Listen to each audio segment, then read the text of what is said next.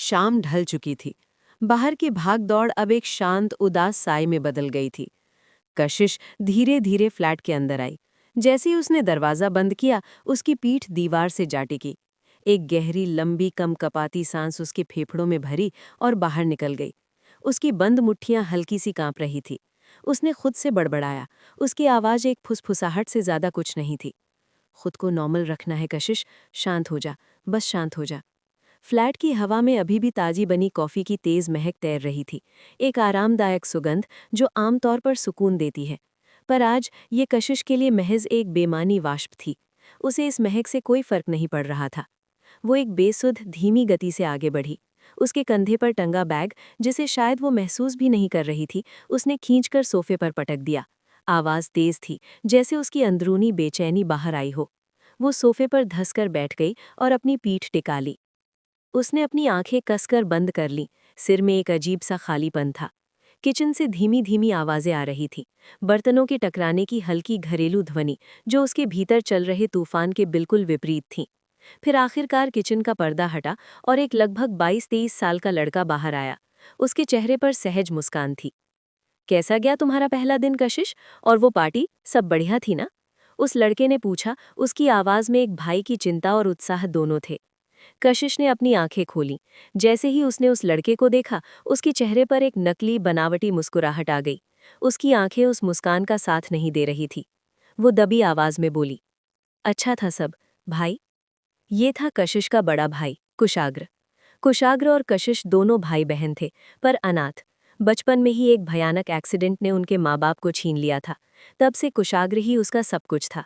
अपनी उम्र से कहीं ज्यादा परिपक्व कुशाग्र अपनी और अपनी बहन की पढ़ाई का सारा खर्च पार्ट टाइम जॉब करके जुटाता था।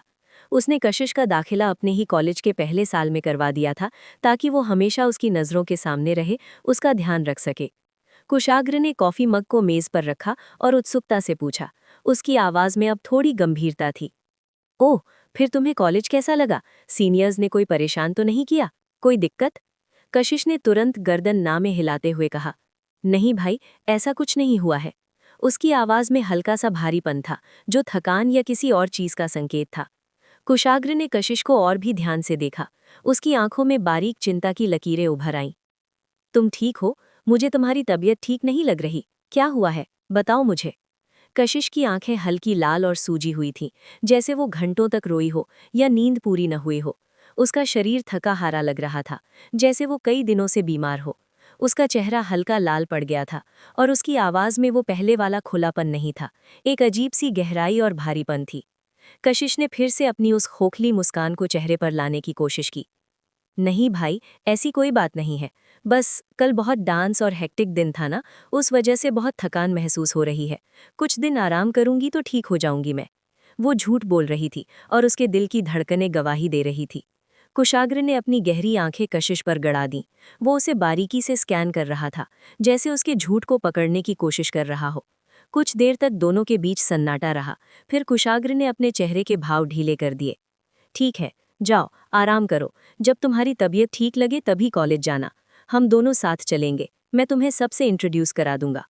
अभी तुम जाओ, अपने रूम में जाकर रेस्ट करो। कुशाग्र की बात सुनकर कशिश ने राहत की सांस ली। वो तेजी से अपना बैग उठाया और बेडरूम की ओर मुड़ी। पर दरवाजे तक पहुंचने से पहले ही कुशाग्र ने उसे फिर आवाज दी। कशिश, रुको।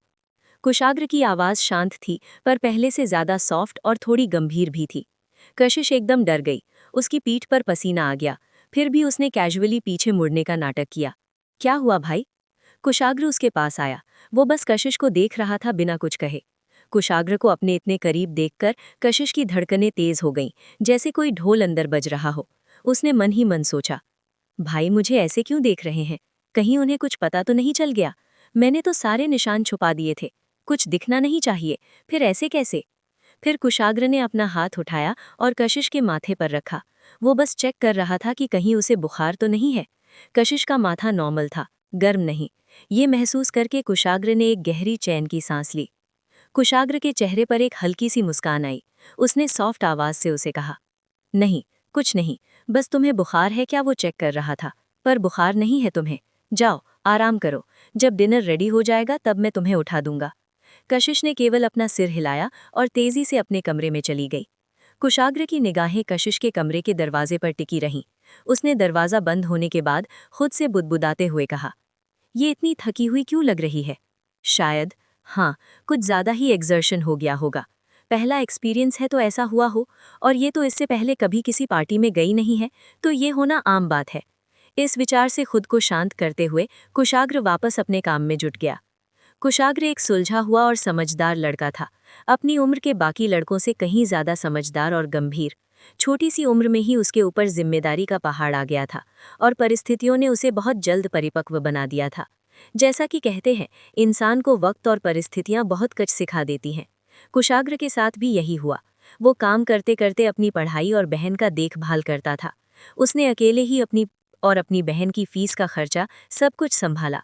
कुशाग्र बहुत शांत लड़का था, किसी से कोई लड़ाई झगड़ा नहीं करता था। वो अपने कॉलेज में स्कॉलर था, पढ़ाई, स्पोर्ट्स और हर प्रतियोगिता में सक्रिय रहता था। सभी टीचर्स का उसके प्रति एक सकारात्मक नज़रिया था। उसकी काबिलियत के कारण उसे स्कॉलरशिप भी मिलती थी, जिससे कॉलेज की थोड़ी फीस कम हो गई थी। लेकिन जब बात कशिश की आती थी तो कुशाग्र किसी की नहीं सुनता था। अपनी बहन के लिए वो पूरी दुनिया से लड़ सकता था, यहाँ तक कि किसी को जान से भी मार सकता था। यही प्रेम कशिश का भी था। वो भी अपने भाई से बहुत प्यार करती थी और उसके लिए कुछ भी कर सकती थी। कशिश का कमरा। वहाँ कशिश कपड़े बदलकर बेड पर लेटी हुई थी, छत को घूर रही थी। उसकी आंखें बंद होते ही उसे सूर्यांश का चेहरा याद आ रहा था। हाँ, उसे उस लड़के का नाम नहीं पता था। कल रात जो कुछ भी हुआ था, उसका गिल्ट एक भारी पत्थर की तरह उसके सीने पर रखा था। तलवार मैंशन। तलवार मैंशन ये दिल्ली के सबसे हाईफाई और एक्सक्लूसिव एरिया में स्थित था। ये वो जगह थी जहां केवल अमीर बिजनेसमैन और बड़े पॉलिटिशियन रहते थे। मैंशन के बाहर बॉडीगार्ड्स का कड़ा पहरा था। जितना भव्य और शानदार मैंशन बाहर से था, उससे कहीं ज्यादा खूबसूरत और अत्याधुनिक वो अंदर से था। अंदर के इंटीरियर में हर चीज स्टाइलिश और महंगी थी। इटालियन टाइल्स, मखमली पर्दे और कलाकृतियां, हर चीज एक रिच और आलीशान महल जैसा एहसास देती थी। अगर कोई वहां देखता तो वो तुरंत समझ जाता कि यहाँ रहने वाले लोग असाधारण रूप से अमीर हैं। मैंशन को देखकर ही सत्ता और धन की वाइब आती थी। लिविंग रूम पूरी तरह से महंगे एंटीक वस्तुओं से भरा हुआ था। मास्टर बेडरूम में सूर्यांश एक बड़ी टेबल पर बैठा था और अपने लैपटॉप पर कुछ कर रहा था। उसके साथ उसका दोस्त नकुल भी था, जो उसे देख रहा था। नकुल ने हल्की लापरवाही से उसे बोला, ब्रो, क्या ढूंढ रहा है इतना? मुझे तो बता, कितने टाइम से तू क्लब की सारी सीसीटीवी फुटेज देख रहा है? खुद को कुछ मिल नहीं रहा है और न मुझे बता रहा है कि तुझे चाहिए क्या? सूर्यांश ने लैपटॉप से अपनी नजरें हटाए बिना अपनी उंगलियों को कीबोर्ड पर स्थिर रखते हुए कहा, कुछ जरूरी है नकुल, वही देख रहा हूं मैं। अगर वो मिल जाए तो बहुत अच्छी बात है, नहीं तो देखते हैं। नकुल ने अपनी आंखें छोटी की, अपने हाथ फोल्ड किए और थोड़ा झुक कर बोला, ओह, तो बताएं हमें, आप इतना क्या ढूंढ रहे हैं? और ऐसी क्या चीज़ है जो तुम मुझसे शेयर नहीं कर रहा? हर चीज़ तो शेयर करता है मेरे से, फिर अब ये क्यों नहीं बता रहा? सूर्यांश ने नकुल के सवाल का कोई जवाब नहीं दिया। वो बस लैपटॉप पर अपनी उंगलियों को तेज गति से टाइप कर रहा था। उसके हाथ किसी तूफान की हवा जैसे लैपटॉप पर घूम रहे थे और उनकी आवाज़ पूरे शांत कमरे में गूंज रही थी। नकुल भी अब लैपटॉप की स्क्रीन पर अपनी नज़रें गड़ाए हुए था। अब उसे इसका अंदाज़ा हो गया था कि अगर सूर्यांश इतना सीरियस होकर लैपटॉप पर कुछ कर रहा है और उसे कुछ नहीं बता रहा, तो ज़रूर कोई बहुत ज़रूरी या बड़ी बात थी।